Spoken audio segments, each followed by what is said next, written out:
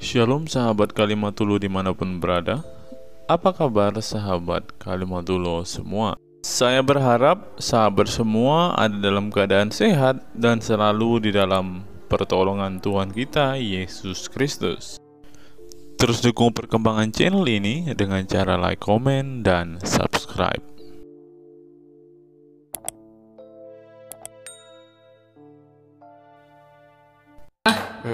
Di sini sebutkan Bang nama Yustus. Oke, aku bacakan ya. Kolose 4 ayat 11. Dan dari Yesus yang dinamai Yustus, hanya ketiga orang ini dari antara mereka yang bersunat, yang menjadi temanku sekerja untuk kerajaan Allah. Mereka itu telah menjadi penghibur bagiku. Pertanyaannya Bang, siapa ini maksud dengan Yustus tersebut Bang? Yustus ya Yustus. Bagaimana Bang? Yustus ya Yustus, kan di situ Yustus.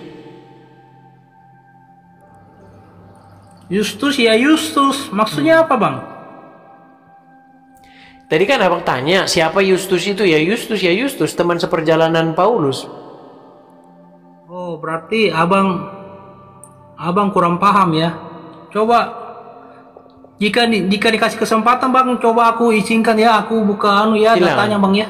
Silakan.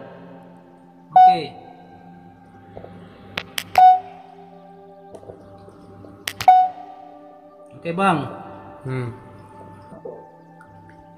Literasinya dari sini Bang, dari Matius 1 ayat 12 sampai 16, Bible Genealogy Wikipedia Garner, Lawrence tahun 1996, Bloodline of the Holy Grail, Library of Alexandria. Arsipnya tersimpan dan disembunyikan di Alexandria, di Vatikan Roma situ. Ya Bang ya, aku lanjutkan narasi aku ya Bang ya. Di situ disebutkan Bang, biografi Yesus Kristus. Lahir di Bethlehem tanggal 30 September, menikah dengan Maria Magdalena. Hasil pernikahan dengan Maria Magdalena menghasilkan 3 orang. Ini muslim ini kadrun ini. Sebentar. Coba gini, saya mau lanjutkan sama kamu, tapi coba kamu nyalakan dulu kameramu ke wajah, coba. Abang mengerti? Oke. Coba saya mau diskusi dengan kamu. Coba kamu tampilkan wajahmu, kita diskusi yuk. Ini anak buahnya Nandar ini, gak apa-apa, silakan. Coba balik. Nah, begini kan enak kita diskusi. Kenapa kau bilang tadi dirimu Kristen? Waduh, gimana sih? Gak kedengeran bro suaramu. Bang, ternyata bisa ulang tahun juga Bang ya. Suaramu gak kedengeran. Kenapa kau bilang dirimu Kristen? Gimana ini? Oh, mereka sedang mempraktikkan ajaran Muhammad. Bahaya ini teman-teman. Aduh. Gini loh, enggak seperti ini. Biasanya seseorang itu akan bangga dengan agamanya loh. Tapi kenapa kau datang ke sini? Saya Kristen Bang, kebetulan saya Kristen. Tapi kau ternyata Muslim.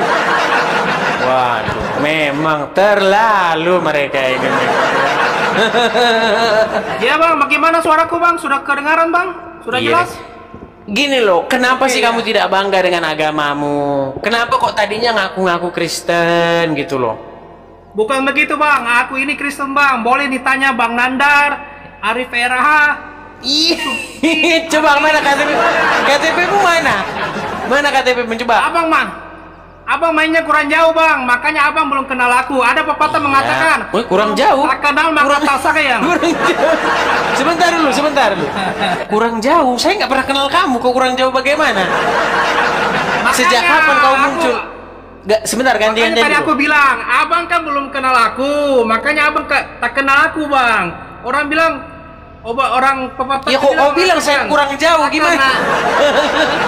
Kok kau bilang saya kurang jauh? Gini loh, kami ini debat ini udah lama. Kau tidak pernah saya lihat dalam dunia perdebatan, dunia parapologetika nggak pernah saya lihat. Iya, memang makanya jangan kau bilang saya kurang jauh.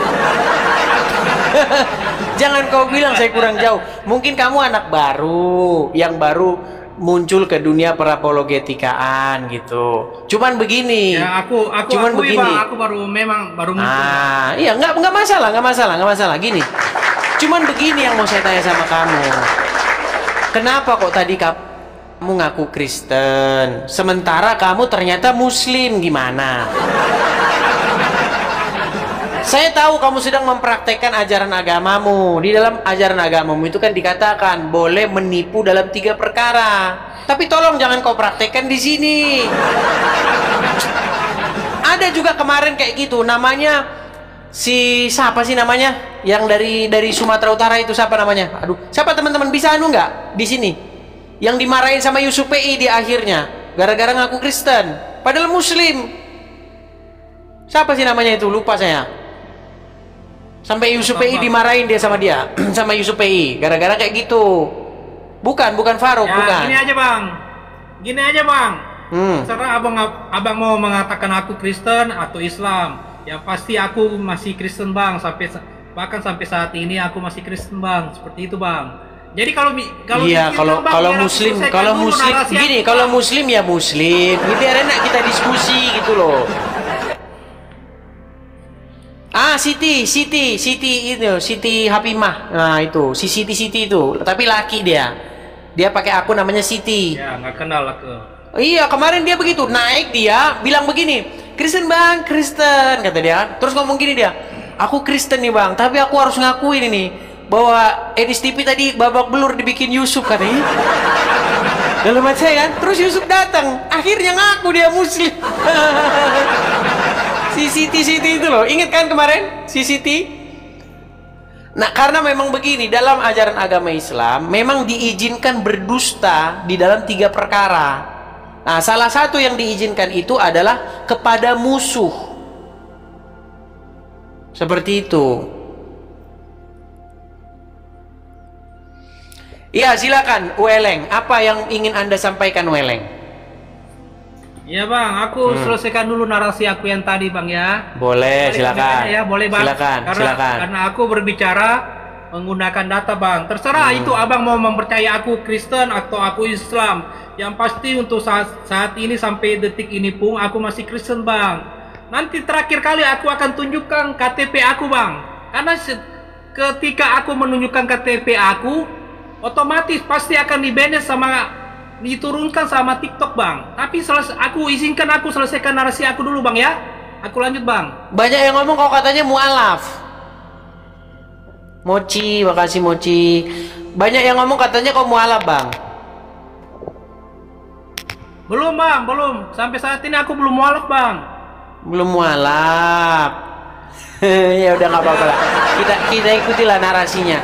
Kalau Muslim itu kalau ngomong ya kita iyain aja dah. Ya, apa yang mau kau baca di situ? Silakan. Begini bang, Begini bang, kalau kita ini beragama bukan hanya saja memakai iman pak, tapi juga harus memakai logika kita bang. Oh betul, logika betul, berpikir. betul Jangan sekali. hanya mengimani saja. Itu betul bang, sekali, intinya. Bang Binaraja Wali, Ya. makasih bang. Ya betul sekali, silakan. Oke, apa yang Bang. ingin Anda sampaikan? Nah, aku lanjutkan bang narasi aku yang tadi tentang Yesus Kristus itu bang. Ya, biar yang lain juga mengetahui siapa itu Yesus Kristus. Apakah dia Yesus Tuhan ataukah hanya nabi atau utusan saja? Oke, aku lanjut bang ya. Ya, di situ menurut literasi dari sini abang bisa screenshot nanti. Enggak, literasi dari mana? Bang. Sebentar dulu bang. Literasi dari mana itu? Itu apa itu? Ini literasinya. Literasinya dari Wikipedia. Wikipedia? Sebentar bang.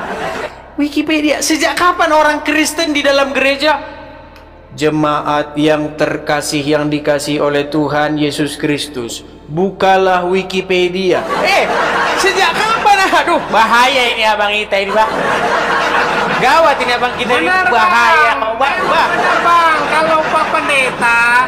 Kalau Pak Pendeta berkhotbah tidak mungkin membuka Wikipedia ini bang, karena Wikipedia ini adalah salah satu arsip yang disembunyikan bang, termasuk top secret bang, arsip rahasia yang disembunyikan oleh Vatikan bang. Kita ikuti mereka teman-teman. Karena apa? Karena begini teman-teman.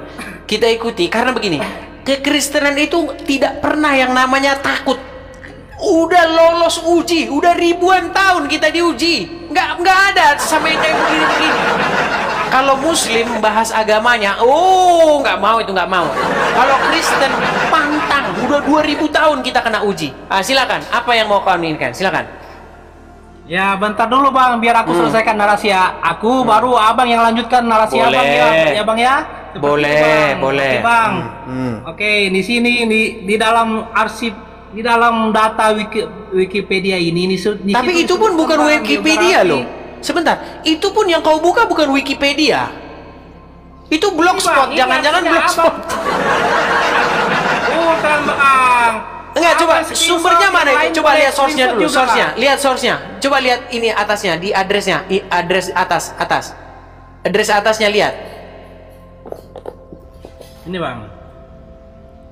Ke atas. Itu online nggak? Online atau tangkapan layar itu? Ini screenshot bang. Ini Oh, screenshot. Aduh, gawat. Sumbernya screenshot, saudara-saudara. sama saja bang, sama saja. Mau screenshot mau online sama saja. Yang penting Enggak, biar sumbernya bisa kan bisa ku buka. dipercaya bang. Sebentar, biar bisa ku cek bang.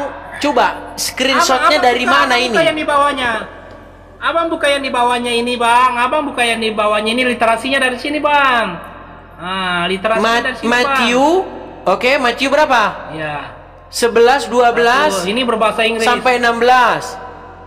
Oke, terus Bible genealogy, terus Bible Wikipedia. Bang. Wikipedia, terus geser ke samping. Ke samping apa? Wikipedia Garner enggak ada bang, sudah habis. Garner. Dari mana itu? Wikipedia Garner itu di mana lagi tuh? Waduh, gawat lagi orang ini. Kita buka aja coba. Coba sebentar. Coba buka aja Matius 1 ayat 12 sampai 16 itu coba. Ku buka ya. Ya Biar itu ku buka. bahasa Inggris bang. Abang lebih paham bahasa Inggris karena abang menjelaskan. Itu Iya, biar bahasa ku buka Inggris, dulu Bang. Matius Aku berapa? sudah pernah Matius buka, berapa? Bang. Matius berapa? Matius 1 ayat 12. Oke, Matius 1 12. Ya. Matius 1 12.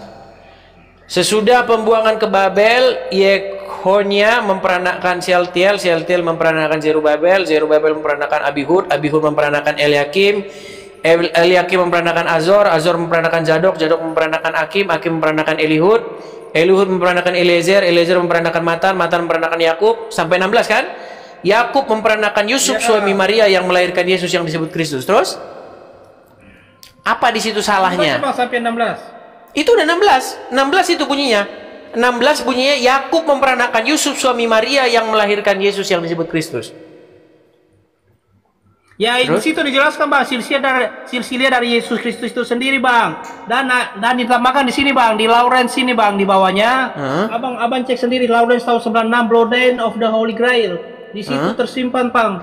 Di situ disebutkan biografi Yesus Kristus. Itu kan Mana coba bang, mana barangnya itu coba. Jangan bilang di situ nggak boleh. Gini, sebentar bang ya, bro. Gini bro, biar enak kita diskusi gini. Nggak boleh ku bilang gini. Di kamarmu itu kau simpan di situ surat cinta dari selingkuhan. Kan nggak boleh ku bilang gitu kan? Harus kau tunjuk barangnya. Nggak boleh di situ tersimpan rahasia. Di situ tersimpan nggak boleh. Tunjukkan ayo. Biar kulihat yuk. Mana barangnya? Ini bang, ini datanya ini saja yang aku tahu bang, sumbernya dari sini bang. Nggak bisa kita diskusi kayak begini bang. Aku kalau makanan yang begini, yang kajian-kajian yang begini, saya senang sekali bang. Jadi kalau begini di situ tersimpan, tapi di mana? Gini aja bang, ini datanya ini banyak bang. Salah satunya juga dari ini bang, dari buku dari Injil Yesus Kristus itu sendiri bang. Pernikahan Yesus, di situ datanya ada semua bang, disebutkan. Bahkan ada Injil tentang Maria Magdalena bang. Di situ disebutkan bahwa Yesus menikah dan memiliki anak-anak bang. Ini sumbernya banyak bang, dari sini bang sebenarnya. Sumbernya buku. Oke, sebentar. Bukan hanya buku, dari sumber-sumber lain juga bang. Itu buku hanya salah satu sumber bang. Dari sekian banyak sumber. Ini muridnya Nandar, nggak apa-apa. Kita muridnya Nandar, kedatangan murid Nandar, nggak apa-apa. Pelan-pelan. Nah, gini aja dulu bang. Abang potong narasi aku. Silakan. Biar aku selesaikan dulu narasi aku bang. bang. Silakan. Bang ya, oke bang, aku lanjut ya bang ya. Silakan, Di situ silakan. dalam literasi yang tadi yang abang sangkal tadi, di situ disebutkan bang biografi Yesus Kristus. Lahir di Bethlehem tanggal 30 September, menikah dengan Maria Magdalena. Hasil pernikahan dengan Maria Magdalena menghasilkan 3 orang anak, yakni sebentar bang, abang jangan potong dulu bang. Aku selesaikan dulu narasi aku ini bang. Ketumbean saya tuh bang. Ya. Gini, bukan maksud, bukan itu bang. Gini loh. Abang Bang. potong lagi. Oke lah. Karena Kita aku sabar, bisa sabar selesaikan. teman-teman. Silakan, lanjut. Lanjut. Ya, sabar dulu bang. Ya. Oke, ya aku lanjut ya. Dan hasil pernikahan dengan Maria Magdalena menghasilkan 3 orang anak, yakni anak yang pertama Joseph son of Christ, anak kedua Justus son of Christ, anak ketiga tunggu bang, aku tampilkan datanya dulu bang. Aku tampilkan datanya dulu bang. Ini bang. Nah, ini silsilah pohon keluarga Tuhan Yesus. Ya. Nah, jadi anaknya Yesus berjumlah 3 orang bang. 2 orang anak laki-laki dan 1 orang anak perempuan. Yang tercatat di dalam Alkitab yaitu anak yang kedua yang bernama Justus. Di manakah dia? Di dalam Kolose 4 ayat 11 tadi bang. Itu yang abang sangka tadi. Aku katakan Justus itu siapa? Abang tidak bisa menjawabnya. Sudah? Tunggu bang, aku selesaikan dulu bang. Ya, silakan. Sedikit lagi bang. Silakan. Aku tambahkan bang ya. Kenapa Yesus menikah? Karena yang pertama dia adalah seorang laki-laki normal, dan yang kedua dia juga adalah seorang rabi Yahudi, di mana syarat untuk menjadi rabi yaitu menikah dan mempunyai istri. Terus pertanyaannya, wajarkah seorang Tuhan tunduk pada aturan-aturan ciptaannya itu bang? Seperti itu bang. Ya, Sudah. lanjut bang. Nah, coba nyalakan balik dulu kameramu, coba. Balik lagi bang kameranya. Iyalah, Oke. masa saya diskusi sama gambar gimana? Weleng, si weleng. Oke, Bang Weleng, gini Bang Weleng. Dalam dunia akademisi atau dalam dunia pembuktian, boleh nggak saya bilang begini? Di situ tertulis, di rumahmu itu tertulis bahwa warisannya itu harusnya jatuhnya kepada saya. Boleh nggak aku bilang begitu? Coba. Bang. Nah, nggak dengar dia teman-teman. Gini loh, boleh nggak seseorang mengklaim bahwa di situ tertulis begini, di rumahmu tertulis begini, di lantai rumahmu itu ada tulisan, aku cinta kamu. Boleh nggak aku bilang begitu? Ya boleh-boleh Tanpa aja. pembuktian, tanpa pembuktian bisa nggak? Ya boleh-boleh aja tanpa pembuktian. Berapa itu? Terus ngapain kita ngomong? Katanya boleh-boleh aja tanpa pembuktian. Boleh saja bang. Ya Boleh sudah selesai lah kita, berkata-kata, apalagi tapi mau kalau kita tidak- diskusikan. kalau Apalagi mau pakai kita data diskusikan namanya bang. asumsi. Artinya kita kan boleh asal-asal ngomong saja, asal cuap-cuap. Gimana sih ini? Yang pasti tadi aku sudah tampilkan data-datanya yang tadi bang. Aku ada data. Berat memang, sudah Dan ternyata berat. abang membantah tidak memakai data. Seperti itu bang. Terserah abang ya. Abang mau menanggapi Iya, atau tidak? iya, gampang Untuk aja, yang Weleng. penonton Gini. mau menanggapi atau tidak terserah. Sudah selesai belum bicaranya? Tadi kan aku kasih kau kesempatan bicara. Sudah? Sudah Weleng? Aku matikan mic aku bang. Aku matikan mic aku. Ya, gini Weleng. Saya cuma mau menguji akal pikiran kamu. Kalau orang cuman asal mengklaim di sana tertulis begini, di balik gunung itu ada duit, di mana lagi? Di rumahnya si Anu ada, di situ hartanya Soekarno, emasnya berbatang-batang. Kalau cuman ngomong itu semua orang bisa. Semua orang bisa, ngarang itu bisa, semua orang. Tapi membuktikan, itu. Tadi Anda bilang begini ya, Bang Weleng ya. Tadi Anda bilang begini, Yesus menikah. Oke? Sumbernya dari buku itu tadi. Yang kau bilang tadi itu. Oke? Nah, sekarang Ya, begini. benar, bang. Apa? Betul Nah, bang, betul. buku yang menuliskan bahwa Yesus menikah itu sumbernya dari mana? Sumbernya yang pastinya bisa dipertanggungjawabkan bang, seperti itu, Dari Bang. mana? Tidak mungkin Dari mana? tidak mungkin penulis membuat buku tapi sumbernya tidak bisa dipertanggungjawabkan. Tidak mungkin, Zara. Pasti sumbernya itu pasti ada bang. Oh gitu. Jadi kalau orang, Sayangnya jadi kalau sebentar dulu. buku itu belum Baik, aku miliki, gantian Bang. dulu ngomong. Sebentar, gantian dulu. Gantian. Gini. Jadi kalau orang nulis buku, pasti sumbernya benar gitu ya? Pasti benar sumbernya. Kebanyakan seperti itu bang. Kebanyakan. Gimana? berarti Apalagi buku kalau yang menyangkut kitab suci pasti sumbernya bisa dipertanggungjawabkan bang. Tidak mungkin pasti seseorang sumbernya bisa dipercaya. Oke, baik. tidak mungkin seseorang membuat buku apalagi ilhamnya dari kitab suci itu tapi sumbernya tidak bisa dipertanggungjawabkan. Itu tidak mungkin bang. Pasti ada gitu. sumber-sumber yang bisa menjelaskan. Ini semua. agak beleng-beleng dari Mang Buddha beleng, memang sesuai dengan namanya ini. Oke, gini. Sumber yang mengatakan bahwa Yesus menikah itu sumbernya Bible atau bukan?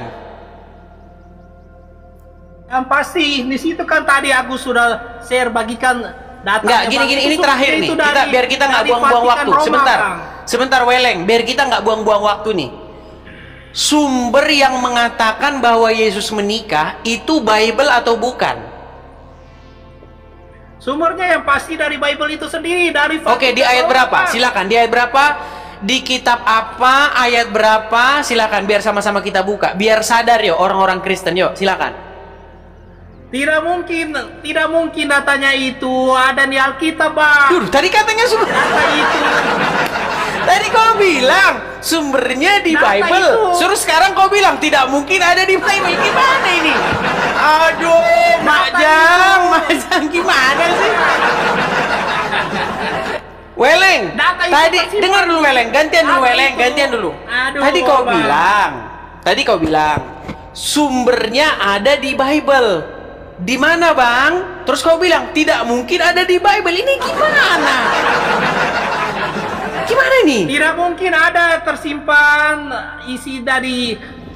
data itu di dalam Bible itu sendiri, Bang. Karena kita tahu. Tadi katanya di Bible, gimana? Aduh. Abang bicara terus. Duh, Aku mana bisa sungguh bicara, terlalu, saudara-saudara. Berat ini, saudara-saudara. Berat. Oke, terserah Abang lah. Abang mau Bukan masalah terserah, gini loh. Pasti. Enggak gini, saya gini aja ini. Saya terheran-heran aja. Kenapa kok ada muridnya Nandar? Kan ada yang percaya sama Nandar itu ada. Seperti ada orang percaya sama Jakar turun. Gitu loh. Ada yang percaya. Iya, Jadi Bang, kalian iya, jangan Bang. jangan heran. Yang percaya sama Jakir naik ada. dari Namanya mana? sebentar. Biar saya ceritakan dulu ya. Gini. Nandar itu korbannya Jakar turun. Nih. Karena apa? Nandar itu argumen-argumennya sesuai dengan Jakar turun. Apa kata Jakar turun? Yesus seorang muslim. Yesus menubuatkan datangnya Muhammad, ya kan? Itu data-datanya ini, ya. Yang disalibkan bukan Yesus. Ini data-datanya datang dari Jakar turun. Lalu nelorlah Jakar turun ini, Jakir naik ini bertelur, namanya Nandar. Pakai nama palsu Yonatan Nandar biar orang mengira dia mualaf. Karena kalau Islam sejak lahir nggak laku, jadi harus dibikin nama palsunya Yonatan biar orang mengira, oh ini Yonatan berarti ini mantan Kristen. Kan trik-trik seperti itu kan Muslim pakai. Ya kan, namanya palsu Yonatan Nandar, padahal nama aslinya Endang Sunandar. Nah, lalu Nandar ini sekarang sudah punya telur, namanya si Weleng-Weleng. Berat bah, Weleng-Weleng Begini, bah. Bang. Aku cuma mau bertanya, Bang. Dari mana Abang tahu bahwa aku ini adalah anak murid dari Nandar, Bang? Ya karena argumen-argumenmu itu seperti Nandar. Oh, seperti itu, Bang ya. Iya, Nandar kan itu kan tema dia, Yesus menikah. Itu aja tema dia dari dulu. Enggak ganti-ganti. Ditanya di mana Nandar Yesus menikah? Nih, dari buku ini, Da Vinci Code. Lo gimana sih? Tunjukin referensi yang dipercaya oleh orang Kristen. Masa kau tunjukin referensi dari buku? Saya punya buku-buku banyak saya punya di rumah. Saya tinggal di Indonesia. Buku-buku tentang Muhammad, ya, Muhammad and the people, ya, Muhammad dan ini. Itu buku isinya buruk-buruk tentang Muhammad. Terus apalagi the Syro-Aramaic reading of Quran. Apalagi banyak itu buku-buku yang saya ini tentang Muhammad. Tapi kalian kan nggak percaya buku itu, makanya nggak saya jadikan referensi. Yang kalian percaya itu Quran dan hadis, itu yang saya jadikan referensi. Aduh, gimana nih si Weleng ini? Udah terjeda dia. Mana Weleng? Kau terjeda loh. Si Weleng. Iya bang. Iya, gini aja Weleng. Gini, coba begini. besok kalau kau berargumen, coba bawa dari yang dipercayai oleh orang Kristen. Jangan berargumen dari sesuatu yang nggak pernah dipakai orang Kristen, nggak dipercayai. Contoh nih, kalau saya berargumen sama Muslim, yang saya pakai apa? Quran, hadis. Karena itu dipercaya oleh orang Islam. Masa kau berargumen bukunya pernikahan Yesus, terus apa lagi? Berapa lagi tadi tuh? Yang kau tunjukkan tadi tuh? Apa tadi? Yang dari Wikipedia? Ini gimana ini kita ini? Itu aja pesanku sama kau Weleng ya. Mari kita simak apa yang diungkapkan oleh profesor dan cendekiawan muslim yang satu ini. Kita kutip dalil liputan 6 teman-teman. Quraisy mengatakan, tolong jangan pilih ustadz yang suka memaki. Kai Haji Quraisy ibaratkan begini. Nah teman-teman, ternyata ada juga ustadz-ustadz yang suka memaki-maki teman-teman. Bisa jadi ini adalah salah satu oknum yang dikatakan oleh Habib Kribo tadi teman-teman, dimana mereka seakan-akan orang yang paling beriman, paling beragama, dengan kepalanya ada titik hitam dan juga jenggotnya sampai panjang ke lantai, kata Habib Kribo tadi kan teman-teman. Di era modern ini ketika ceramah agama mudah diakses melalui berbagai media, umat Islam dihadapkan pada pilihan beragama, ustadz atau penceramah yang dapat mereka ikuti. Namun tidak semua pendakwah menggunakan cara yang sejuk dan penuh hikmah dalam menyampaikan pesan agama. Menanggapi fenomena ini, wah ini ternyata sebuah fenomena nih teman-teman, berarti sudah sering terjadi nih teman-teman. Profesor Kai Haji Quraisy Shihab, seorang cendekiawan muslim, terkemuka menekankan pentingnya memilih ustadz yang tidak memaki-maki dalam dakwahnya. Quraisy Shihab mengingatkan bahwa dakwah adalah ajakan kepada kebaikan yang harus disampaikan dengan cara yang baik pula. Ia menekankan pentingnya mencontoh akhlak Nabi Muhammad SAW yang selalu lemah lembut dalam menyampaikan ajaran Islam. Mengutip sabda Nabi Muhammad, barang siapa yang beriman kepada Allah dan hari akhir, hendaklah ia berkata baik atau diam. Ayahanda presenter Naswa Shihab menegaskan bahwa ini adalah pedoman penting bagi para pendakwah. Kata-kata yang baik dan penuh hikmah lebih efektif dalam menyentuh hati dan menggerakkan orang untuk berubah ke arah yang lebih baik. Dalam dakwah, seringkali ditemukan penceramah yang menggunakan kata-kata yang keras dengan alasan untuk menegur atau mengingatkan umat. Namun, Profesor Quraisy Shihab mengingatkan bahwa cara ini justru bisa menimbulkan antipati dan menjauhkan orang dari ajaran agama Islam yang seharusnya penuh kasih sayang dan rahmat. Menukil Islam.co, Quraisy Shihab menjelaskan, Hal yang menarik ketika ditanya seseorang terkait kriteria ustadz yang tepat untuk dijadikan panutan atau sebagai penceramah. Mantan rektor lain, sekarang UIN, Syarif Hidayatullah Jakarta, ini menjelaskan dengan penuh kasih ibarat seorang bapak menasihati anaknya. Pilihlah ustadz yang menganut paham moderat. Anda tidak akan mendengar makian, tutur mantan Menteri Agama ke-16 masa Presiden Soeharto ini. Quraisyah menjelaskan bahwa ustadz yang wasatiyah akan terbuka untuk dikritik dan tidak fanatik dengan satu pandangan dan menilai pandangan yang orang lain salah. Quraisyah menjelaskan bahwa ustadz wasatiyah akan terbuka untuk dikritik dan tidak fanatik dengan satu pandangan dan menilai pandangan orang lain salah. Ustadz yang wasatiyah memahami bahwa jalan menuju agama itu besar dan memiliki jalan-jalan kecil untuk menuju jalan besar itu. Karena dalam rincian ajaran agama yang Tuhan tanyakan adalah hasilnya, misalnya 5 tambah 5 10, tapi bisa juga 7 tambah 3 lanjutnya. Salah satu ciri ustadz yang wasatiyah menurutnya adalah berpengetahuan luas. Ustadz yang berpengetahuan luas akan mampu menilai dan menghargai suatu pendapat, sedangkan ustadz yang sempit pengetahuannya akan mudah menyalahkan. Semakin luas pengetahuan seseorang, semakin besar toleransinya. Semakin sempit, semakin bodoh tandasnya. Nah, teman-teman muslim, silahkan kalian mau milih ustadz yang modelnya seperti ini. Karena ustadz yang berilmu itu seperti yang dikatakan oleh Bapak Quraisyah ini, bahwa mereka pasti adalah orang yang sangat toleransi.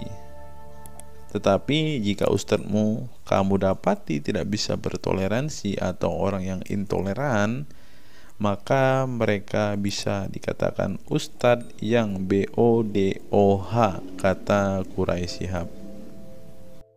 Nah, pertanyaannya adalah, apakah Zuma termasuk standar ustadz yang baik atau ustadz yang toleran? Mari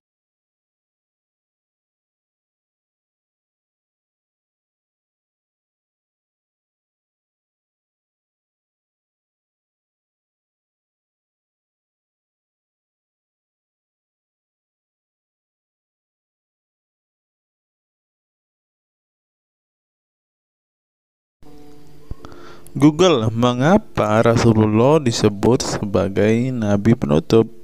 Apa alasannya?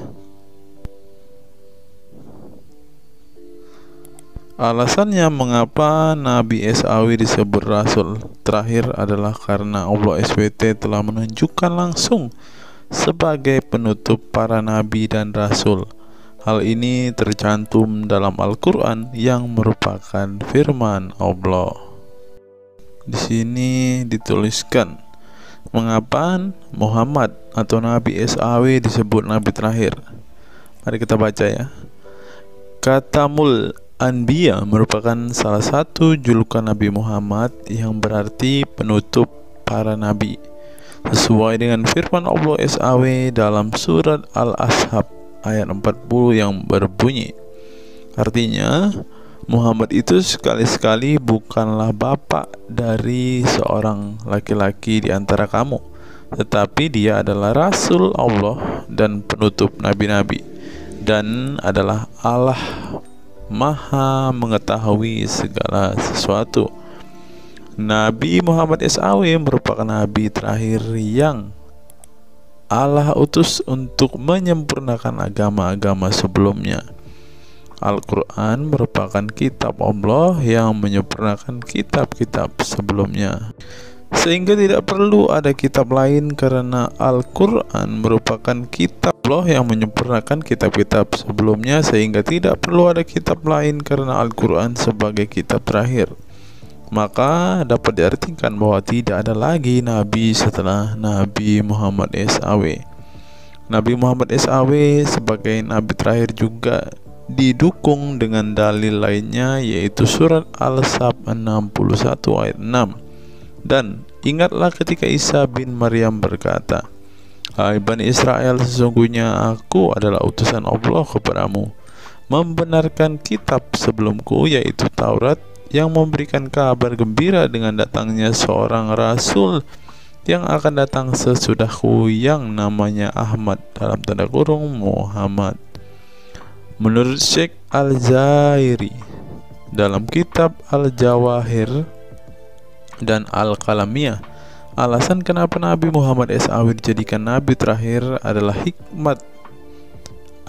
hikmah terputusnya para nabi itu untuk menyeru umat manusia agar beribadah kepada Allah, menunjukkan mereka ke jalan yang lurus dalam urusan kehidupan duniawi dan ukhrawi, memberitahu kepada mereka tentang hal-hal yang tidak dapat dicapai oleh penglihatan mereka, dan memberitahu keadaan yang pemikiran mereka belum sampai, dan menetapkan dalil yang meyakinkan serta menghilangkan syubhat keserupaan yang tidak benar.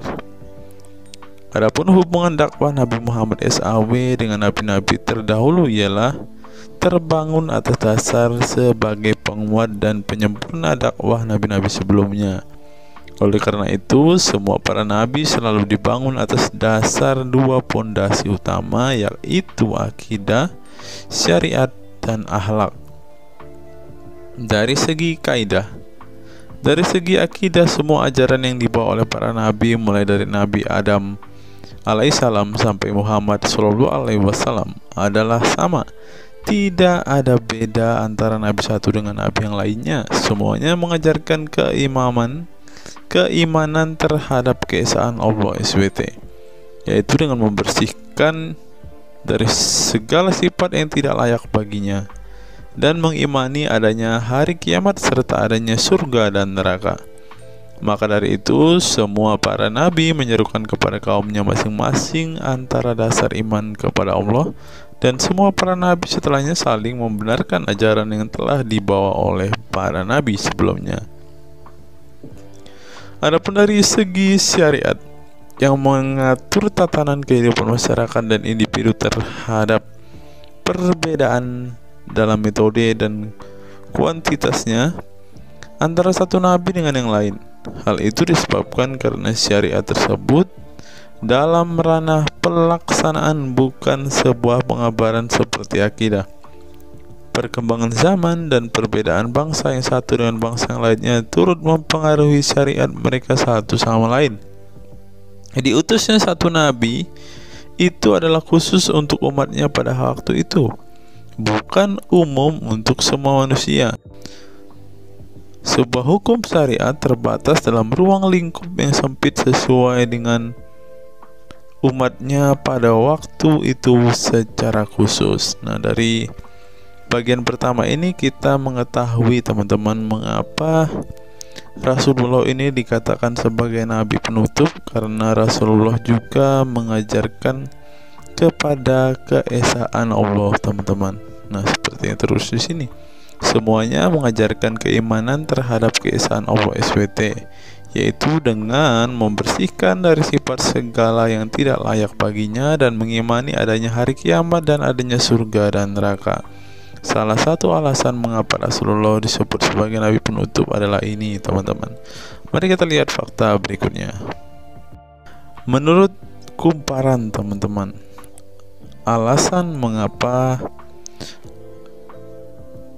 Rasulullah SAW disebut nabi terakhir, teman-teman, mari kita simak ya. Saya berharap teman-teman tidak bosan mendengar setiap fakta-fakta yang kita bukakan ini, karena dengan melihat fakta-fakta ini setidaknya kita belajar, teman-teman, dan dapat memaklumi mengapa sih saudara-saudara muslim kita itu sangat-sangat menjunjung tinggi Rasulullah, teman-teman. Mari kita simak. Nabi Muhammad SAW adalah nabi yang ke-25 dalam Al-Quran. Sebagai umat Islam, kita diwajibkan mempercayai bahwa tidak ada rasul lain setelah kematian Nabi Muhammad SAW. Sebenarnya mengapa Nabi SAW disebut Rasul terakhir? Bukan tanpa alasan Allah SWT memilih Nabi Muhammad SAW sebagai Rasul terakhir, sehingga kita dilarang untuk mempercayai bahwa adanya Rasul setelah Nabi Muhammad SAW meninggal dunia, bahkan sampai memiliki cara pandang berbeda dengan beliau. Nah, jadi teman-teman kita, saudara-saudara kita tidak percaya ada Nabi setelah Nabi Muhammad, teman-teman. Terlebih ada yang Nabi yang membawa ajaran-ajaran yang berbeda dari apa yang diajarkan oleh Rasulullah. Berikutnya, alasan dibalik Nabi Muhammad SAW disebut Rasul terakhir. Nabi Muhammad SAW ditunjuk menjadi Rasul terakhir Allah SWT dan mendapatkan Al-Quran yang merupakan kitab sempurna dari kitab-kitab sebelumnya. Nah, mereka percaya juga kitab mereka adalah kitab yang paling sempurna. Karena kitab-kitab sebelumnya tidak sempurna, maka disempurnakan oleh Al-Quran, teman-teman. Artinya, wahyu yang sudah diterima Nabi Muhammad SAW sudah terputus sejak beliau meninggal dunia. Ibnu Katsir menjelaskan, ini merupakan nikmat Allah Subhanahu wa Ta'ala yang terbesar atas umat ini. Allah Subhanahu wa Ta'ala telah menyempurnakan untuk mereka agama mereka, sehingga mereka tidak lagi membutuhkan agama selain agama mereka. Mereka tidak pula membutuhkan nabi selain nabi mereka. Oleh karena itu, Allah Subhanahu wa Ta'ala menjadikannya sebagai penutup para nabi. Allah Subhanahu wa Ta'ala mengutus beliau kepada manusia dan kepada jin. Nah, jadi teman-teman, Rasulullah juga bukan hanya dikirim kepada umat muslim, kepada manusia-manusia yang percaya dan memutuskan untuk memeluk agama Islam saat ini, ternyata juga kepada para jin, teman-teman. Allah Subhanahu wa Ta'ala berfirman, artinya Muhammad itu sekali-kali bukanlah bapak dari seorang laki-laki di antara kamu, tetapi dia adalah Rasulullah dan penutup nabi-nabi, dan adalah Allah Maha mengetahui segala sesuatu. Dikutip dari buku situs-situs dalam Al-Quran oleh Syarifuddin Al-Fikri, para ahli bahasa memberikan makna terhadap kata ma dalam surat Al-Ahzab ayat 40 dengan al-istitsaku wal ma'u, yang artinya memastikan dan menolak sesuatu. Sehingga Al-Quran menyebutkan bahwa Nabi Muhammad SAW sebagai khatam an-nabiyyin, artinya pasti tidak ragu beliau seorang nabi terakhir dan menolak orang mengaku di kemudian hari. Adapun alasan dibalik Nabi Muhammad SAW sebagai Rasul terakhir dijelaskan oleh Syekh Al-Zairi dalam Al-Jawahir Al-Kalamiyah.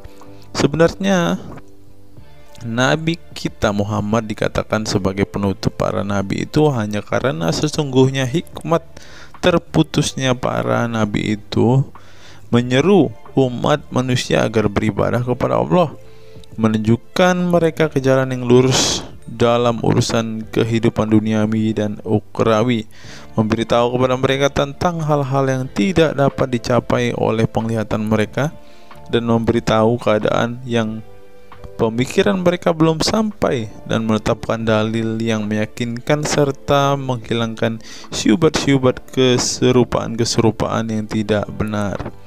Karena itu umat manusia tidak memerlukan lagi kepada nabi sesudah Nabi Muhammad, sebab syariatnya telah mencapai batas kesempurnaan.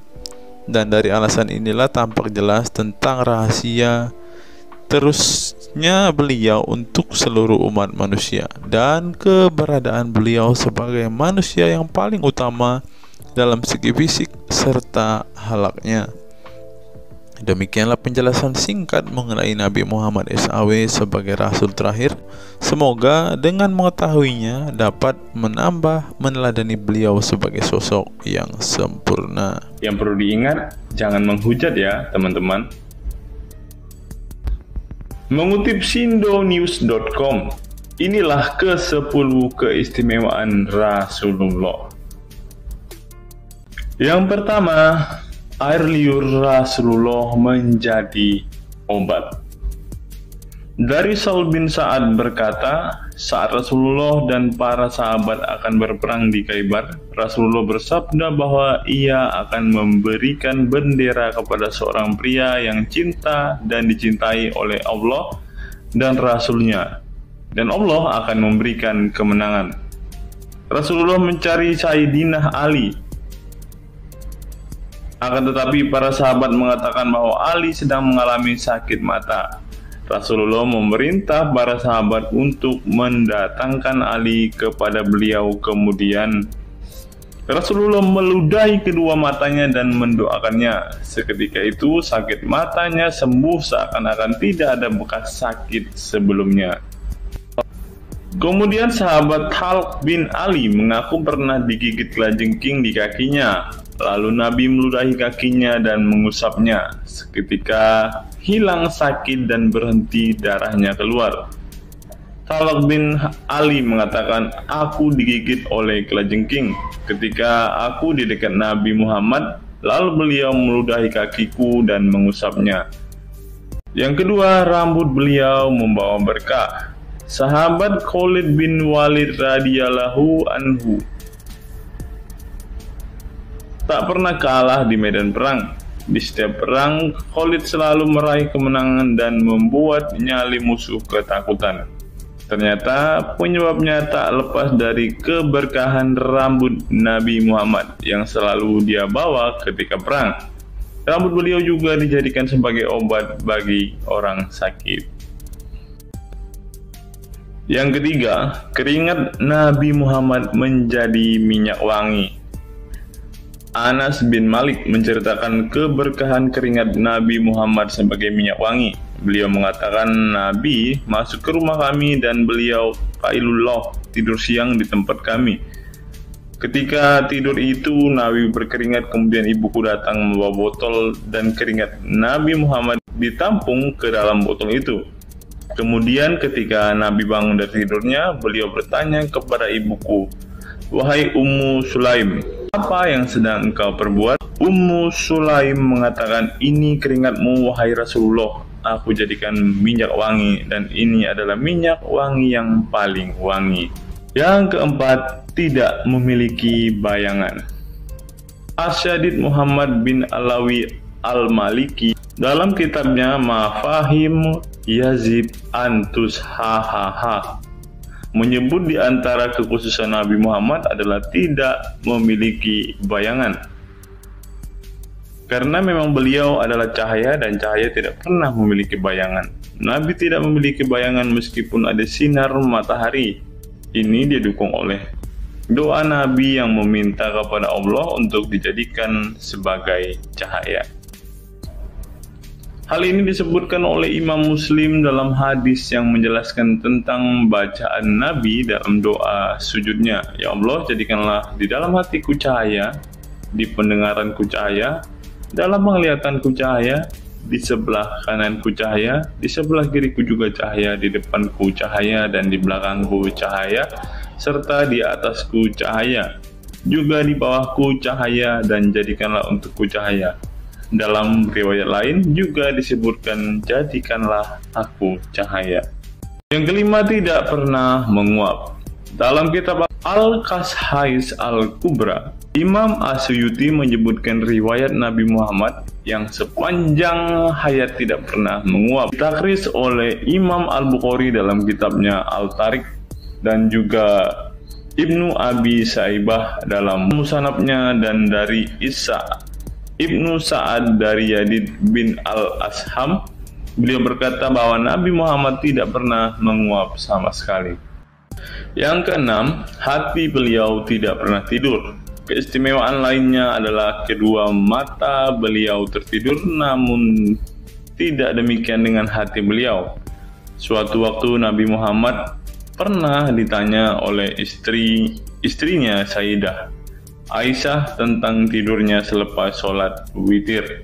Wahai Rasulullah, apakah engkau tidur setelah sholat witir? Beliau menjawab, betul Aisyah, sesungguhnya mataku tertidur dan tetapi hatiku tidak pernah tidur. Ini sejalan dengan apa yang disebutkan beliau bahwa para nabi tidaklah tidur kecuali hanya mata mereka saja yang terpejam. Hati mereka tidak pernah tidur dari berzikir kepada Allah Ta'ala. Dan begitu juga para nabi tidur hanya matanya saja, sedangkan hatinya tidak pernah tidur. Yang ketujuh, jubah beliau sembuhkan orang sakit. Asma bintu Abu Bakar radhiyallahu anhu bertaburuk dengan jubah Nabi. Dari Abdullah bin Kaisan berkata, diperlihatkan kepadaku sebuah jubah tayalisah dari Kisra dan kerahnya berbahan dibaj.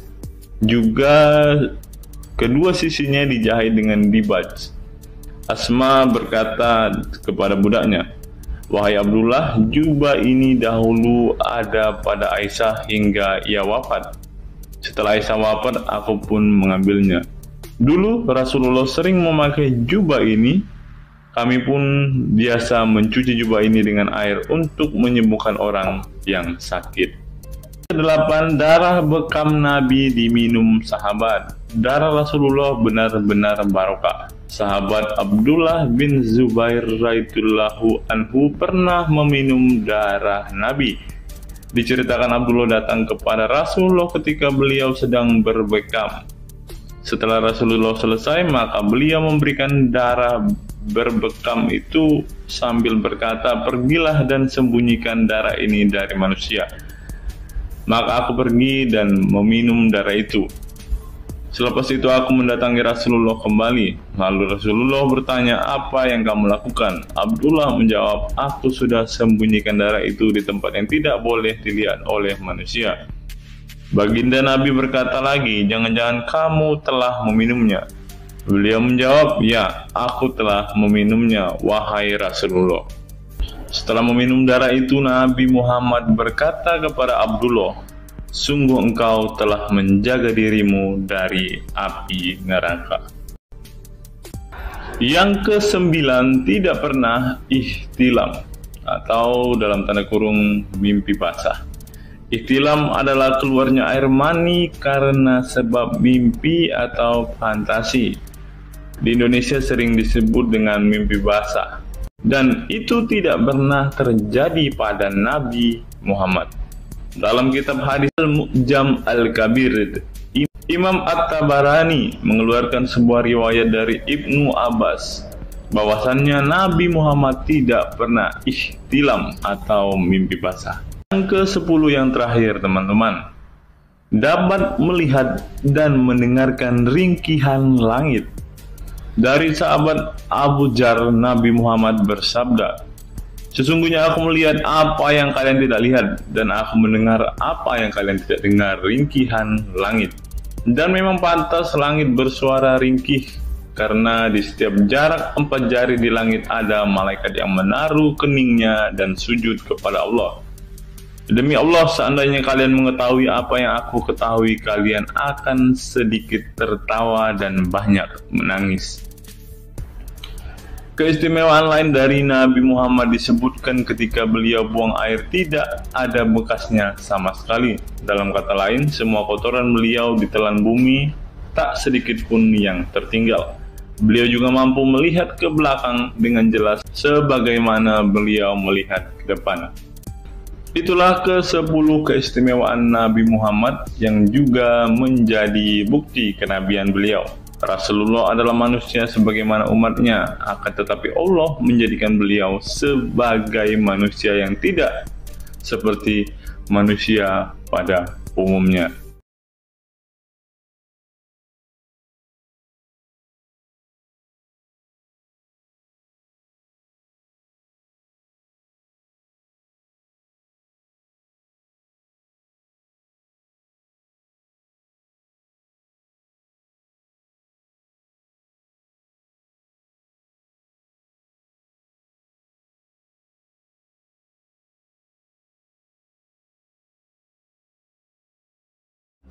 Hari ini kita akan menyimak sebuah kisah yang saya kutip dari sebuah artikel yang akan menggemparkan kita semua.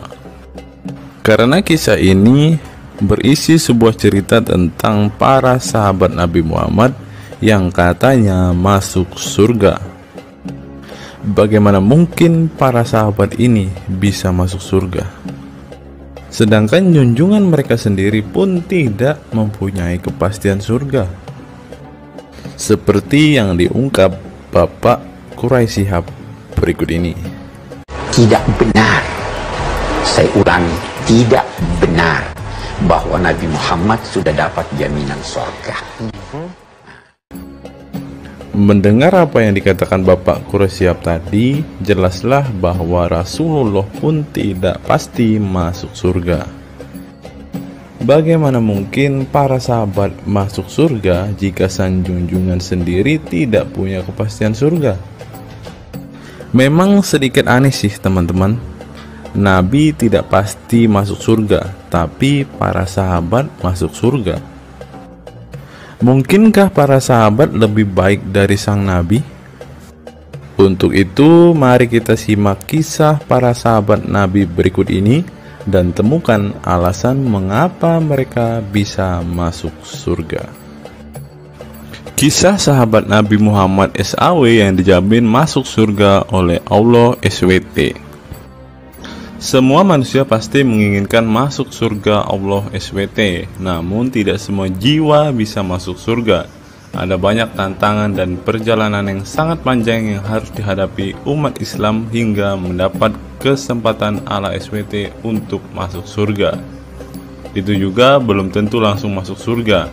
Mungkin harus ke neraka untuk menghapus dosa-dosa terlebih dahulu. Meski demikian, kita bisa belajar dari kisah sahabat Nabi Muhammad SAW yang dijamin masuk surga Allah.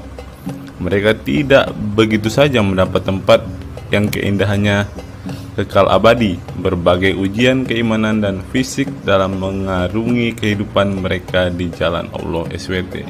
Siapa sajakah sahabat Nabi SAW yang dijamin masuk surga? Simak selengkapnya dalam ulasan berikut ini. Kisah sahabat Nabi Muhammad SAW yang dijamin masuk surga. Dalam sebuah hadis terdapat 10 sahabat Nabi SAW yang masuk surga. Hadis tersebut berasal dari Abdurrahman bin Auf radhiyallahu anhu. Ia berkata, Rasulullah SAW bersabda. Adapun kisah 10 sahabat Nabi yang dijamin masuk surga yang dikutip dari buku biografi 10 sahabat Nabi yang dijamin masuk surga karya Sujai Fadil 2020. Yang pertama, Abu Bakar As-Siddiq. Abu Bakar As-Siddiq dikenal sebagai manusia terbaik setelah Nabi Muhammad SAW. Beliaulah orang pertama yang beriman kepada Nabi SAW, menemaninya dan membenarkan perkataannya. Ketika Nabi Muhammad SAW meninggal dunia, beliaulah yang dipilih menjadi imam dan melanjutkan kepemimpinan sebagai khalifah. Yang kedua, Umar bin Khattab. Sahabat Nabi Muhammad SAW selanjutnya yang dijamin masuk surga adalah Umar bin Khattab. Dedikasi beliau kepada agama Islam sangatlah besar. Walaupun sebelum ia memutuskan untuk beriman kepada Nabi Muhammad SAW, ia ingin membunuhnya. Setelah masuk agama Islam, Umar bin Khattab menjadi orang yang paling berani dan mendapat gelar Al-Furuq yang memiliki arti pembeda antara yang benar dan yang salah. Yang ketiga, Utsman bin Affan. Utsman bin Affan merupakan saudagar kaya raya, namun kekayaan tersebut tidak membuatnya sombong, namun kebalikannya. Utsman menggunakan hartanya untuk zakat, sedekah, dan infak. Setelah meninggalnya Umar bin Khattab, beliau melanjutkan kepemimpinannya dan juga melanjutkan tugas untuk menyusun mushaf Al-Quran. Yang keempat, Ali bin Abi Thalib.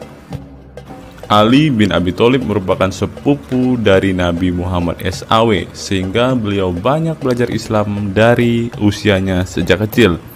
Ali bin Abi Thalib pernah ditinggal Nabi Muhammad SAW saat perang Tabuk untuk menjaga para wanita dan anak-anak. Setelah meninggalnya Utsman bin Affan, beliau meneruskan kepemimpinannya. Namun di masa kepemimpinannya banyak sekali pertentangan dan perpecahan kelompok dengan pemikiran masing-masing. Talhah bin Ubaidillah, meski tak seterkenal para khulafaur rasyidin, namun beliau merupakan sosok perlindung bagi Nabi Muhammad dalam perang Uhud dengan menangkis anak panah dengan tangannya hingga kehilangan jari-jarinya. Selain itu, Talib bin Ubaidillah disanjung karena kebaikan hati dan sedekah beliau. Yang keenam, Zubair bin Awam. Zubair bin Awam merupakan orang pertama yang berani mencabut pedangnya di jalan Allah SWT saat ia menduga ada orang musyrik yang sewenang-wenang kepada Nabi Muhammad SWT. Perjuangannya untuk masuk ke Islam tidaklah mudah. Beliau sempat disiksa oleh pamannya sendiri agar tidak mengikut Nabi Muhammad SAW. Yang ketujuh, Abdurrahman bin Auf. Abdurrahman bin Auf merupakan seorang saudagar yang kaya raya. Walaupun seorang yang berlimpah harta, beliau banyak menggunakan hartanya untuk kaum muslimin. Ketika mendengar bahwa dirinya akan masuk surga, Abdurrahman bin Auf khawatir apakah layak masuk surga dan merasa dirinya bukanlah siapa-siapa. Yang kedelapan, Sa'ad bin Abi Waqqas. Sa'ad bin Abi Waqqas merupakan paman Nabi Muhammad SAW dari ibunya. Ketika mendengar Islam di Mekah, Sa'ad langsung menghampiri Nabi Muhammad SAW untuk beriman kepada Allah SWT dan Rasulnya. Sa'ad bin Abi Waqqas merupakan orang pertama yang meletakkan anak panah di jalan Allah SWT. Beliau juga dipilih menjadi komandan perang Qadisiyah dan diangkat menjadi gubernur Kufah di masa kepemimpinan Utsman bin Affan. Yang kesembilan, Sa'id bin Zaid. Apabila seseorang yang mampu membuat Umar bin Khattab yang keras bisa masuk ke dalam Islam, beliau adalah Sa'id bin Zaid dan istrinya Fatimah bin Khattab.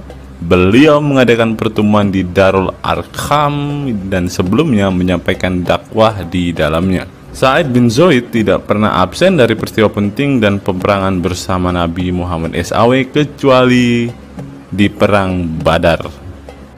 Yang ke-10, Abu Ubaidah bin Zarah. Abu Ubaidah bin Zarah merupakan seorang sahabat Nabi Muhammad yang lemah lembut namun cekatan. Beliau termasuk salah satu generasi pertama yang masuk Islam. Ketika perang Uhud, 2 gigi depannya copot, malah tampilan dirinya makin bagus. Giginya ompong dikarenakan ia mencabut 2 rantai yang masuk melalui lubang kancing topi besi di wajah Nabi Muhammad SAW karena terkena tebasan. Dari 10 kisah tadi, semua sahabat Nabi itu terkenal dengan perbuatan baiknya. Apakah standar umat muslim masuk surga adalah dengan berbuat baik? Perbuatan baik tentu tidak dapat menyelamatkan. Seorang ustadz pernah berkata seperti ini. Mengantarkan kita masuk ke surga itu bukan amal perbuatan kita. Kita semua masuk ke dalam surga Allah kelak itu lantaran mendapat anugerah dari Allah dan mendapat rahmat dari Allah. Jadi bukan karena amal ibadah kita. Apa tanggapan teman-teman setelah menyimak kisah ini?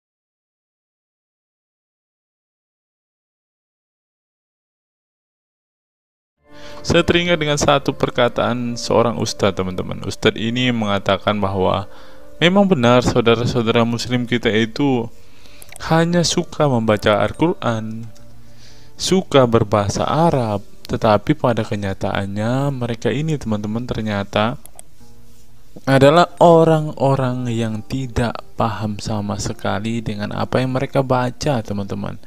Dan akhirnya Ustadz ini mengatakan bahwa saudara-saudara muslim kita ini seperti keledai, teman-teman. Mari kita dengarkan apa yang disampaikan Ustadz ini. Kita bangga menghafal Al-Quran tapi tidak memahami Al-Quran. Senang mengulang berbahasa Arab tapi tidak mengerti bahasa Arab. Suka membaca Al-Quran tapi tidak memahami maknanya. Akhirnya apa? Menjadi keledai di Indonesia. Tidak sampai di situ saja, teman-teman. Menurut NU Online, seperti yang disampaikan oleh Gus Baha, ingin umat Islam banyak baca Al-Quran meski tak paham maknanya. Teman-teman bisa baca sendiri ya judul artikel ini. Artikel ini mengatakan seorang Gus ingin umatnya itu semua umatnya dia ingin bahwa mereka harus mau dan rajin membaca Al-Quran, teman-teman.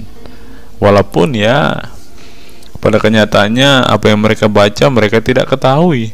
Apa yang mereka baca mereka tidak tahu maknanya, teman-teman. Mari kita dengarkan dan lihat apa isi dari artikel yang diransir oleh NU Online ini, teman-teman. Jakarta, NU Online. Rais Syuriah Pengurus Besar Nahdlatul Ulama PBNU Kiai Haji Ahmad Bahaudin Nur Salim yang biasa dikenal dengan Gus Baha mengingatkan umat muslim atau umat Islam untuk memperbanyak membaca Al-Quran meski tidak memahami maknanya. Waduh, gak bahaya kah ini? Ustadznya mengatakan harus baca saja Al-Quran walaupun tidak paham. Wah, bisa-bisa umat Islam jadi keledai se-Indonesia nih, seperti yang dikatakan Ustadz yang barusan tadi. Karena semuanya disuruh baca, disuruh hafal, tidak peduli tahu atau tidak arti dan maknanya. Aduh, gimana ini teman-teman? Sebagai kitab suci, Al-Quran harus lebih dekat dengan umat Islam. Cara mendekatinya bisa dengan mempelajari dan memahami kandungan Al-Quran atau membacanya. Membaca Al-Quran lebih bernilai ibadah, terutama di bulan suci Ramadan. Saya paling sangat ingin di Ramadan ini banyak membaca Al-Quran, baik membaca secara qiraatan saja atau lebih jelasnya. Sebagaimana dikutip NU Online dari akun YouTube Santri Gayeng, menurut Gus Baha, membaca Al-Quran tidak harus menunggu paham arti dan tafsirnya, sebab membaca Al-Quran dari huruf ke huruf sudah bernilai ibadah. Meskipun seorang yang membacanya itu tidak paham arti dan maknanya, terlebih ketika membaca dan kemudian menjadikan isi Al-Quran sebagai bimbingan hidup. Gus Baha mencoba melogikakan orang yang membaca Al-Quran tetapi tidak memahami maknanya. Ia menjelaskan ketika seseorang membaca Al-Quran dan tidak paham maknanya, maka seseorang itu hanya menyibukkan diri dengan kalamullah. Hal ini menurut Gus Baha sesuatu yang baik. Tetapi Ustadz yang tadi mengatakan kalau hanya bisa membaca tetapi tidak ngerti maknanya, mereka sama dengan keledai di Indonesia. Nah, sekarang umat muslim bingung nih harus ngikutin yang mana, mau jadi keledai atau hanya menjadi pembaca tetapi tidak tahu apa-apa nih. Lanjut teman-teman. Efek dari kesibukan dengan kalamullah itu pasti tidak melakukan maksiat. Tetapi kalau kita melihat ya, kalau ada satu contoh kasus yang terjadi di pesantren kemarin kan teman-teman, di artikel yang kita baca sebelumnya, bahwa kejadian atau hal yang bersangkut paut dengan maksiat ini terjadi di dalam pondok pesantren, teman-teman. Bagaimana ini Gus Baha? Kalau Anda mengatakan bahwa ketika orang sibuk dengan membaca Al-Quran dengan kesibukan membaca kalamullah dan bisa terhindar dari melakukan hal-hal maksiat, tapi kok di pondok pesantren malah terjadi maksiat nih, Gus Baha, bagaimana ini? Lanjut, saya beri contoh, meskipun membaca saja dan tidak paham artinya, itu tetap baik. Ada orang yang semalaman itu duduk bersama keluarga, ngobrol ringan tentang masa lalu, cerita lucunya atau lucunya anaknya. Pada malam itu ditulis oleh malaikat bahwa keluarga ini tidak maksiat, tidak dugem, tidak narkoba, dan tidak ke tempat maksiat, jelasnya. Gus Baha mengatakan keberkahan dari seorang muslim atau muslimah menyibukkan diri bercengkrama bersama keluarga, asik guyon dengan teman dan tetangga adalah tidak melakukan maksiat dan tidak macam-macam, apalagi jika saat itu membaca Al-Quran. Hal ini sesuai dengan kajian ilmu usul fikih yang dipelajari Gus Baha dari Al-Makfurlah Kiai Haji Maimun Zubair. Dia menegaskan bahwa di antara kebaikan agama Islam adalah meninggalkan itu adalah pekerjaan yang tidak butuh modal. Gus Baha menjelaskan, apabila seseorang ingin mendapat pahala sholat, maka harus sholat. Kalau ingin mendapat pahala haji, maka harus haji. Namun ada kebaikan yang tidak perlu modal, yaitu meninggalkan kemungkaran. Caranya cukup meninggalkan hal-hal yang dilarang Allah. Cara meninggalkan kemungkaran bisa dengan bercengkrama dengan keluarga, baca Al-Quran, bercanda dengan teman, dan hal positif lainnya. Sehingga kalau ada orang yang tanya, kenapa baca Al-Quran meskipun tidak paham itu dapat pahala? Satu, karena itu kalamullah. Kedua, sebagai kebaikan itu adalah meninggalkan kemaksiatan. Meninggalkan itu bisa dilakukan dengan hal-hal mudah. Ini pentingnya ngaji. Saya ngaji usul fikih dengan Kiai Haji Maimun, abahnya Gus Yasin, katanya. Gus Baha mengaku sejak kecil ia sudah terbiasa membaca dan mempelajari Al-Quran, bahkan hingga saat ini. Kebiasaan Gus Baha mempelajari Al-Quran yang berlangsung puluhan tahun ini membuatnya memiliki kecintaan yang mendalam dengan kitab suci yang diturunkan kepada Nabi Muhammad itu. Ia juga membaca banyak literatur klasik maupun modern untuk memahami Al-Quran. Kemudian melakukan diskusi dengan banyak pakar Al-Quran dari berbagai daerah dan negara tentang berbagai tema. Tetapi syukur-syukur bacanya Al-Quran itu paham. Artinya paham sesuai dengan kapasitas masing-masing. Saya mulai kecil hingga sekarang masih ngaji Al-Quran, masih belajar, juga masih terus mencari ilmu. Ucap pengasuh pondok pesantren Tahfidzul Quran LP3 IA Rembang, Jawa Tengah itu. Nah teman-teman, setelah mendengarkan apa yang dikatakan Ustadz Munzir Situmorang dan juga Gus Baha ini, taulah kita sekarang mengapa ketika ada debater Islam yang berdebat dengan saudara-saudara apologet Kristen kita, mereka tidak paham sama sekali dengan Quran mereka, dengan hadis mereka, karena ya seperti ini teman-teman. Membaca Al-Quran, menghafal Al-Quran itu adalah sebuah ibadah bagi kepercayaan mereka teman-teman. Walaupun mereka tidak paham apa yang mereka baca, walaupun mereka tidak mengerti sama sekali apa yang mereka baca teman-teman, yang penting dibaca saja, itu adalah sebuah amal baik.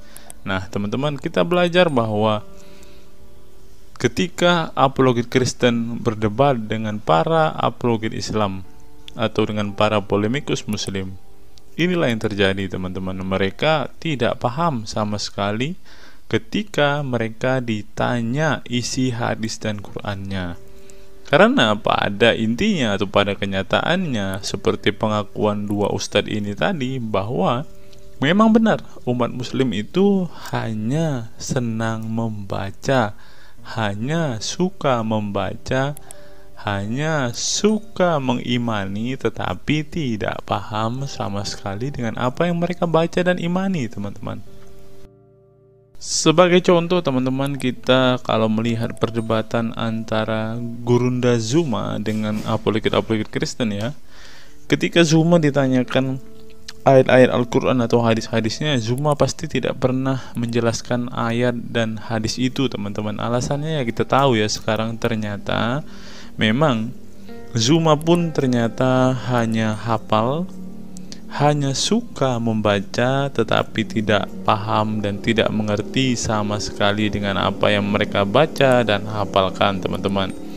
Ya, jadi kita bisa ambil kesimpulan bahwa orang-orang model seperti ini sama seperti keledai di Indonesia, seperti yang diungkapkan oleh Ustadz Munzir Situmorang tadi teman-teman.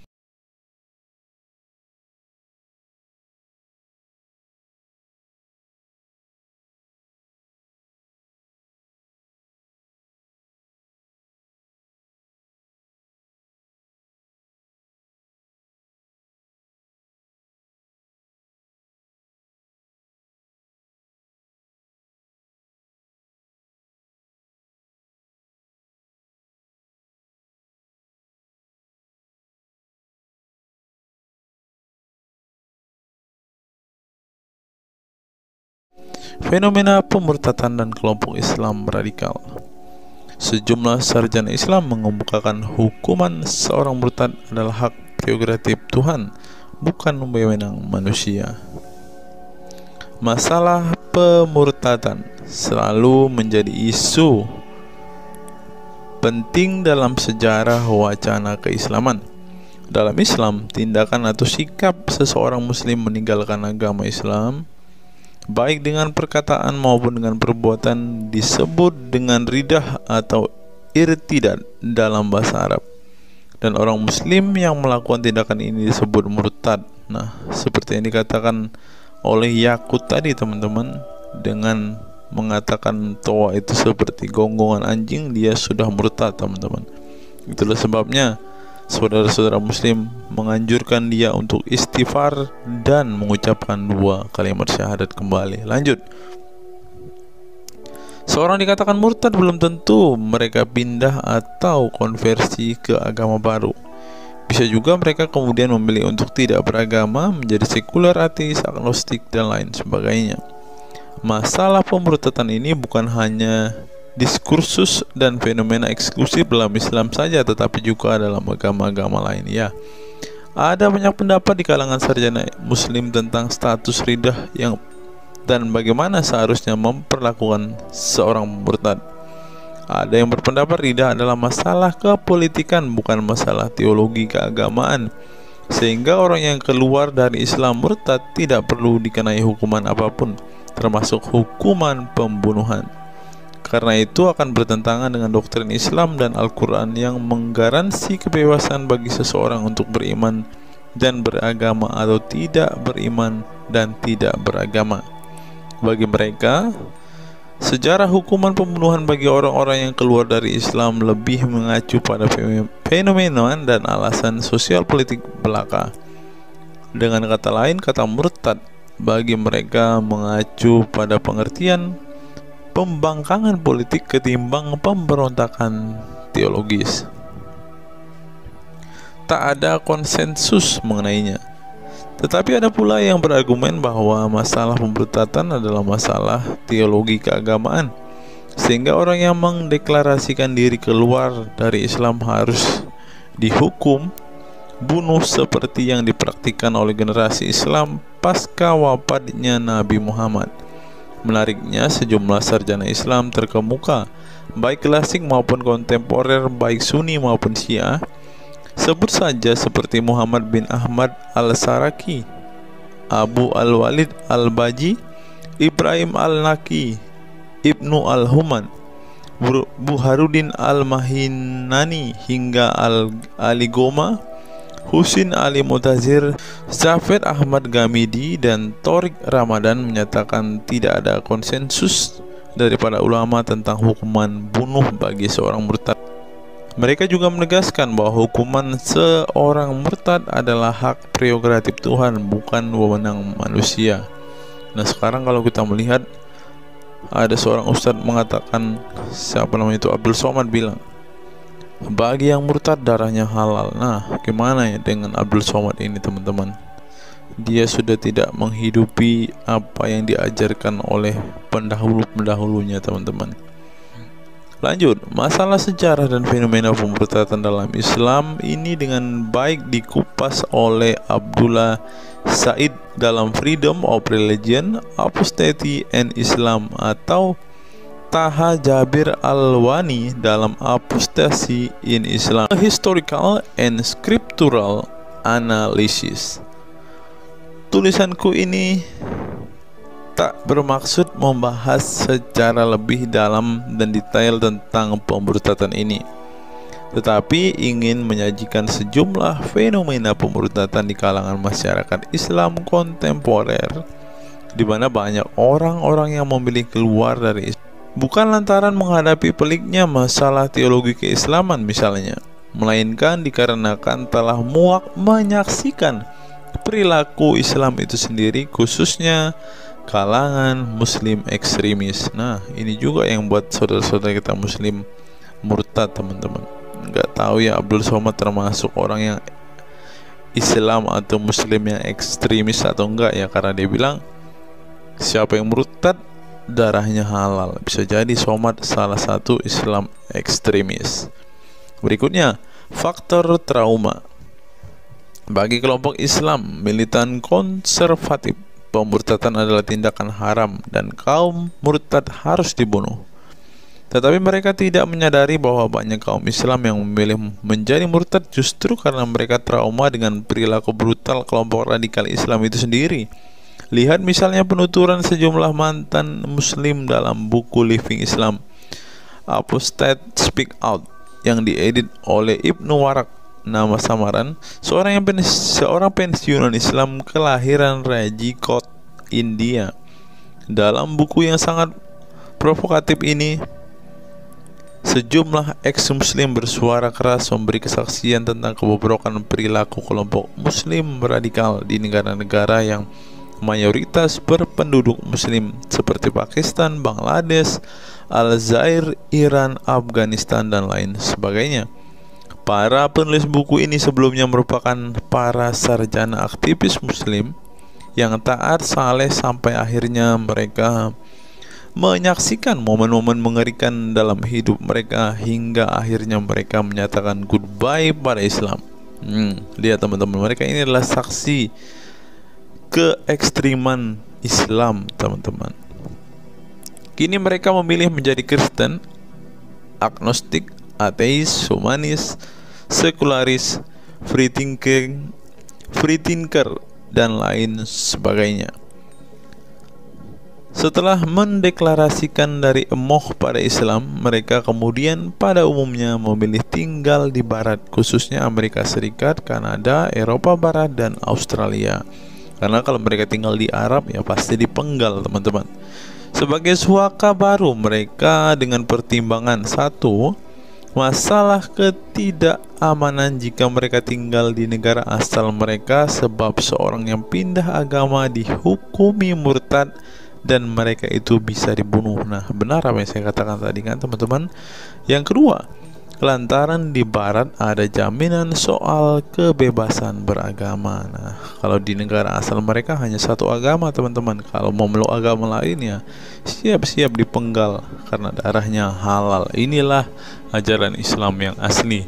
Berikutnya, buku yang ditulis oleh kaum murtad ini penting untuk disimak sebagai kritik tajam atas tindakan radikalisme agama yang dilakukan oleh, meminjam istilah Muhammad Said Asmani, kelompok ekstrim yang sering menebarkan kekerasan dan kebencian dalam menyampaikan pesan-pesan keagamaan tanpa disadari bahwa perilaku sadis dan barbar mereka telah menyebabkan sebagian umat Islam frustasi dan kehilangan kepercayaan terhadap agama mereka, kemudian memilih hengkang dari Islam. Ini menunjukkan bahwa masalah pemurtadan atau proses konversi tidak semata-mata masalah teologi keagamaan, tetapi juga sosial, politik, dan ekonomi. Itulah yang dialami Ibnu Warok, Ali Sina, Anwar Saik, Faisal Muhammad, Serek Malik, Samia Libini, Abul Qasem, dan masih banyak lagi. Semula mereka adalah para pemeluk Islam saleh yang kemudian memilih keluar dari agama ini setelah mereka mengalami dan menyaksikan peristiwa tragis dalam sejarah hidup mereka. Simak misalnya penuturan Ali Sina dalam Why I Live Islam, My Passage from Faith to Enlightenment. Ali Sina yang masih keturunan Ayatollah Iran ini menuturkan pengalaman getir hidupnya menyaksikan serangkaian horor di negaranya Iran. Dia mengatakan sejak Ayatollah Khomeini berhasil menggulingkan diktator Shah Reza Pahlavi pada tahun 1979, segera ia mengganti ideologi sekuler negara dengan ideologi Islami yang tunduk sepenuhnya pada otoritas Khomeini. Masih menurut Ali Sina, alih-alih ingin menegakkan kedaulatan dalam praktiknya, yang terjadi justru penegak kedaulatan Khomeini, di mana melalui agen rahasianya yang bernama Saza Mene Atelaat Fa Amniate Keskharar yang disingkat Sefak, dia dan para pendukungnya menghancurkan siapapun yang tidak mau tunduk pada otoritas politik keagamaannya, termasuk bekas sekutunya. Maka pada saat Imam Khomeini berkuasa, kata Sina, nyawa pun menjadi sangat murah. Ribuan orang Irak dibunuh sebagai efek perang teluk antara Iran-Irak. Ribuan pengikut Bahai Faith disiksa dengan tuduhan murtad, dan ribuan penduduk Iran yang menolak otoritas politik dan agama sang imam dipenjara. Nasib kaum perempuan lebih tragis lagi. Sebelum dibunuh, mereka diperkosa oleh tentara syariat dengan alasan sebagai imbalan pembangkangan kepada sang ayatollah sekaligus tiket menuju surga. Ngeri teman-teman, tiket menuju surga. Peristiwa tragis semasa rezim Khomeini ini membuat Ali Sina trauma dan kehilangan kepercayaan terhadap Islam sehingga ia memilih murtad. Sekarang ia mendirikan Faith Freedom Foundation untuk mengadvokasi orang-orang yang ingin meninggalkan Islam. Selain Ali Sina, pengalaman getir juga dialami oleh Abul Qasem Bangladesh, Serek Malik Pakistan, Anwar Saik Pakistan Bertain, Nadia dari Maroko, Samia Libina dari Tunisia, Azad dari India, dan masih banyak lagi. Setelah mengalami dan menyaksikan sejumlah peristiwa tragis kekerasan agama yang dilakukan kaum muslim radikal di negara mereka, mereka kemudian hijrah ke iman yang baru. Memang tidak bisa dipungkiri di negara-negara berbasis Islam itu telah terjadi sejumlah peristiwa sadis yang dilakukan sekelompok rezim muslim militan dan kaum radikal agama demi ambisi politik kekuasaan mereka. Atas nama agama dan penegakan syariat Islam, mereka melakukan serangkaian teror dan kekerasan terhadap kelompok minoritas dan lawan-lawan politik agamanya. Penulis perempuan Mesir Bad Yeor telah menunjukkan dengan baik sebagian dari sejarah gelap radikalisme kelompok militan konservatif terhadap kaum minoritas ini dalam buku The Decline of Eastern Christianity Under Islam From Jihad to Dhimmitud.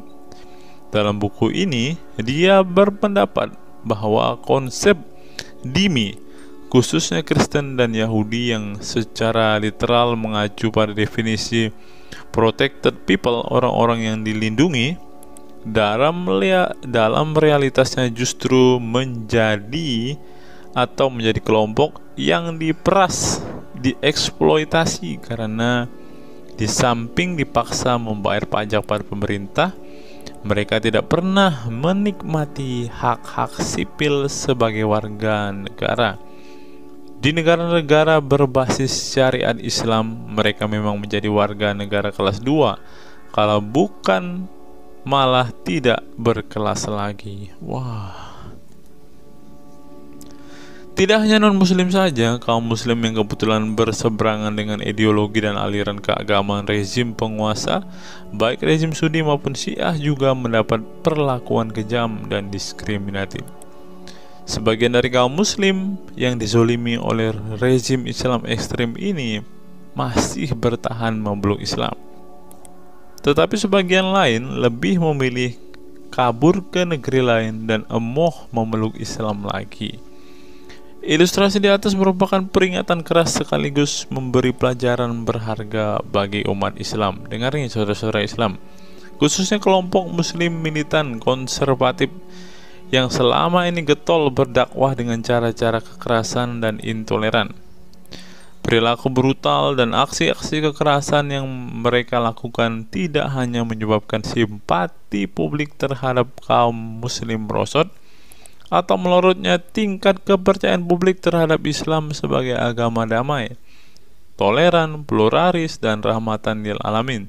Tetapi lebih dari itu, tindakan konyol kaum radikal agama ini telah menyebabkan pemurtadan sebagian umat Islam itu sendiri. Kedepan kaum muslim harus menebarkan Islam dengan cara-cara damai, santun, dan toleran, bukan dengan tindakan keras, kasar, dan intoleran yang justru merugikan Islam dan kaum muslim itu sendiri. Jika memang Islam itu agama rahmat bagi alam semesta, maka buktikan itu dengan tindakan nyata. Wallahu alam bishawab. Nah, itulah fakta-fakta yang bisa saya sampaikan pada kesempatan hari ini, teman-teman. Kiranya fakta-fakta ini dapat membuat kita semua sebagai umat Kristen semakin bersemangat berdoa, terlebih memberitakan Injil kepada saudara-saudara muslim kita yang benar-benar rindu, yang benar-benar ingin dan haus mendengarkan kabar baik, teman-teman.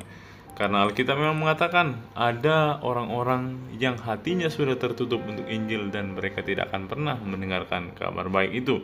Bagi saudara-saudara muslimku, segeralah murtad, karena sesuai dengan apa yang kita bacakan hari ini, banyak sekali fakta-fakta yang di luar nalar yang bisa menjadi alasan kalian untuk meninggalkan agama Islam.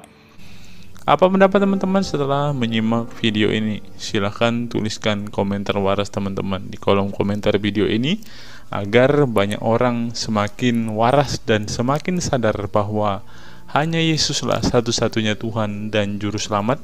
Hanya Yesuslah satu-satunya yang menyediakan surga bagi setiap orang yang percaya kepadanya. Salam waras, salam sadar. Sampai bertemu di video-video kita berikutnya. God be with you all.